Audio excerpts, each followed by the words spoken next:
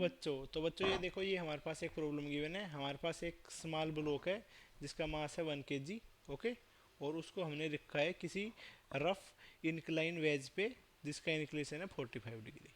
Okay, और उसको हमने किसी लिफ्ट के अंदर रखा हुआ है। तो ये देखो, ये हमारे पास वेज है और इसको हमने कंबाइन को किसी लिफ्ट के अंदर रखा हुआ है। तो इसको इस तरीके से बना देते हैं। तो ये हमारे पास हो गई लिफ्ट। ओके, और लिफ्ट के अंदर हमारे पास ये वेज रखा हुआ है, ये एंगल बना रहा है 45 डिग्री। ओके, तो ये इस तरीके से। ओके, और ये हमारे पास मूव कर रहा है अपवर्ड डायरेक्शन में विद वेलोसिटी 2 मीटर पर सेकेंड। कॉन्स्टेंट वेलोसिटी से हमारे पास मूव कर रहा है 2 मीटर पर सेकेंड से। ओके, दो हमारे पास वेलोसिटी की वैल्यू है 2। ओके, और हमसे बोला गया है कि जो हमारे पास वेज है ये स्लाइड नहीं कर रहा है, और हमसे ये पूछा गया है हमारे पास फ्रिक्शन फोर्स की वजह से इसका हमारे पास वर्क डन क्या होगा। ओके, तो हमारे पास हमें ये निकालना है सबसे पहले कि हमारे पास फ्रिक्शन फोर्स की वजह से इसका वर्क डन क्या होगा। तो सबसे पहले हम निकालने इस पर फ्रिक्शन फोर्स क्या होगा। तो ये तो हमारे पास है वेट mg, और ये हमारे पास हो जाएगा नॉर्मल। ओके, ये हमारे पास वेट का एक कंपोनेंट हो जाएगा W cos थीटा, और ये हमारे पास हो जाएगा W sin थीटा। ओके, और इस डायरेक्शन में जो हमारे पास फोर्स होगा उसको हम बोलेंगे फ्रिक्शन। ओके, तो हमें दिख रहा है यहाँ से फ्रिक्शन की वैल्यू हमारे पास क्या है, mg sin थीटा।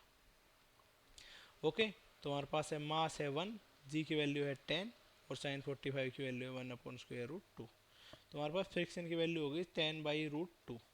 ओके, अब हमें देखो ये निकालना है कि सबसे पहले ये डिस्प्लेस कितना हुआ 1 सेकेंड के अंदर। तो हम इसका डिस्प्लेसमेंट निकाल लेंगे। एक्सेलेरेशन तो इसका 0 है, तो डिस्प्लेसमेंट हो जाएगा vt, और वेलोसिटी हमारे पास थी 2 और टाइम था 1 सेकेंड। तो हमारे पास डिस्प्लेसमेंट तो हो गया 2 मीटर, और हमारे पास जो फ्रिक्शन हो गया उसकी वैल्यू आ गई 10/√2। ओके, अब देखो, अब हमसे बोला गया है कि हमारे पास इसकी फ्रिक्शन के बीच में और हमारे पास डिस्प्लेसमेंट डिस्प्लेसमेंट जो कि इस डायरेक्शन हुआ है, इनके बीच में एंगल क्या होगा। तो हमें निकालना है ये वाला एंगल। तो हमें पता है ज्योमेट्री से साफ साफ दिख रहा है, तो ये एंगल की वैल्यू हमारे पास हो जाएगी 45 डिग्री। ओके, तो हमारे पास वर्क डन ईजिली निकल जाएगा।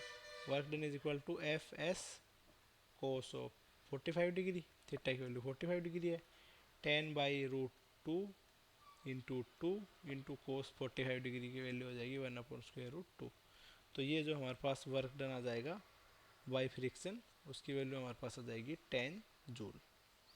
ओके, तो ये हो जाता है हमारे पास आंसर। आई होप आपको समझ में आया होगा, and best of luck for your future.